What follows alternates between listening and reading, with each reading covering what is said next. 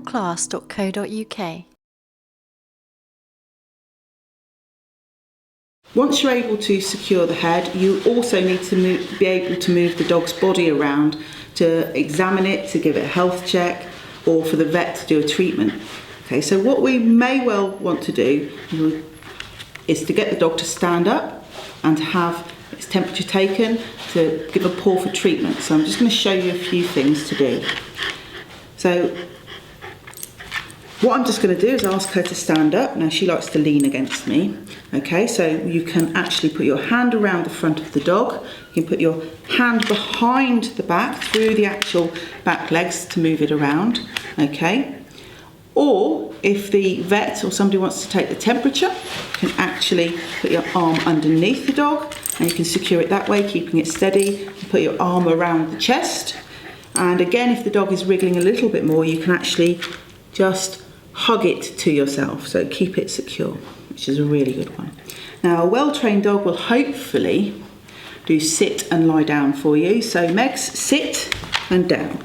Good girl. And she does this really, really nicely. And again, it's a good way to restrain the dog if you want the dog just to lie down, have a check done, to just keep it still for a moment. Another thing you might need to do is to put the dog onto its side to see the underside of it.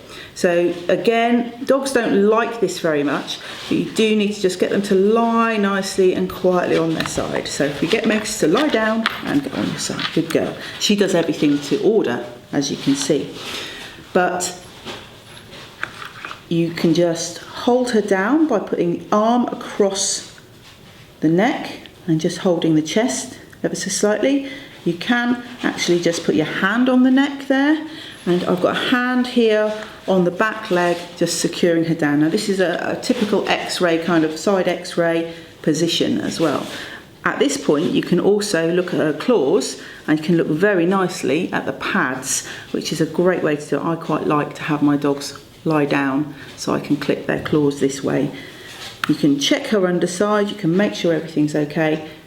And when you want the dog to get up, don't just let go and let it spring up, but actually just encourage it to come back up. So sit, Megs, up, sit. That's a good girl.